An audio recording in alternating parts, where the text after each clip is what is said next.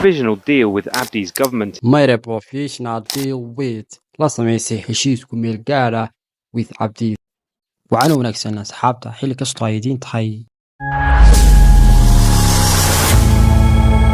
President Musa Bihi Abdi is seeking a second term.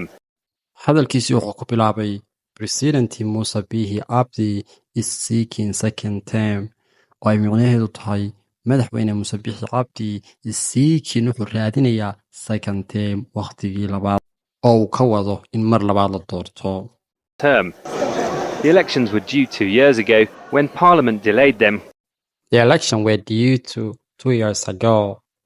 doorashadu waxaa la filayay expected weeye ereyga due 2 years ago 2 sano ka hor when Parliament delayed them markii baarlamaanku dib u dhigay. He voted in Hargeisa, the capital of the breakaway region of Somaliland. He voted in Hargeisa, wuxuu ka codeeyay Hargeisa, the capital of caasimadda breakaway region gobolka go'an of Soomaaliya gobolka go'an. sidaas ayuu isla xaadhay intuu Somaliland yidhi laakiin Somaliland gobol Soomaaliya ka go'an maaha. Is a full sovereignty and I talk about that early. Today is a historic and golden day for all Somaliland people. Today is a historic and golden day for all Somaliland people. wuxuu yidhi today maanta is a historic waa maalin taariikhiya bay u tahay and golden iyo sidoo kale dahabi maxay bay u tahay for all Somaliland people dhammaan shacbweynaha Somaliland. The people vote for anyone or any party they want to be their president. People vote for anyone dadku way u codeyn karaan cid kasta oo any party ama xisbi kasta they wanted to be their president ay doonayaan inuu noqdo madaxweynahooda. Widely expected to be a close race between Abdi and opposition leader Abdirahman Mohamed Abdullahi. Widely expected to be close. Si degan ayaa loo filayay in loo soo xiro race tartankii between u dhexeeyay Abdi oo ka wada Musa Bihi Abdi and opposition leader iyo hogaamiyaha ka soo horjeedka Abdirahman Mohamed Abdullahi. Today is a happy day. We have been waiting for 7 years for Somaliland people to elect their leader. Today is a happy day.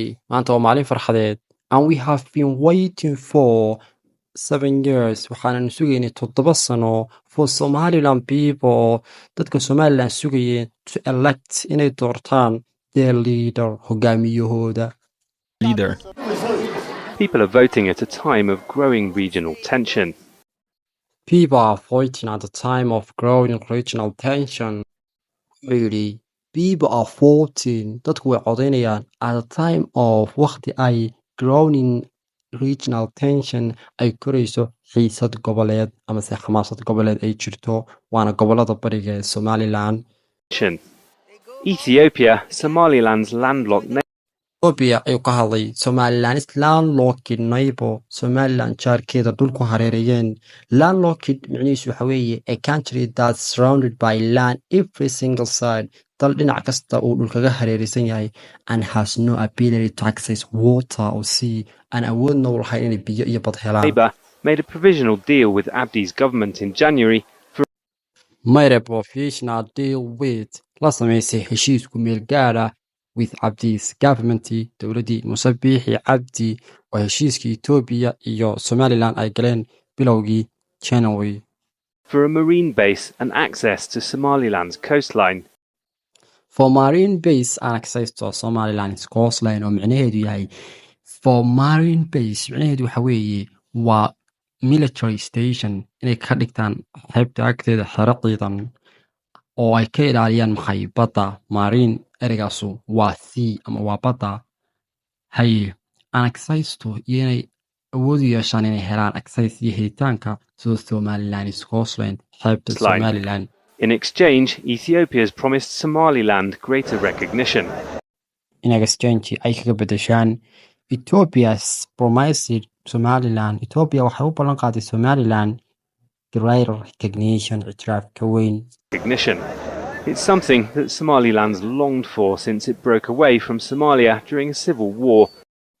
It is something waa shay ictiraafku sheegaya that Somaliland longed 2004 ay Somaliland si xoogan u rabtay sinis ilaayo it broke away ay ka go'day from Somalia during the civil war intii lagu guda jiray dagaalkii sokeeye. Civil war more than 30 years ago. More than 30 years ago, in ka badan 30 sano ka hor. Nearly all countries don't officially recognize it. Nearly ku dhawaad all countries dhammaan dalalkoo dhan don't officially recognize it si rasmiya umay aqoonsan. Recognize it. The port deal has infuriated Somalia. The port deal has infuriated Somalia oo micnaheedu yahay heshiiskii dekedda. The port deal heshiiskii dekedda ee ay Somaliland Ethiopia siinaysay has infuriated wuxuu ka cadhaysiyey Somalia.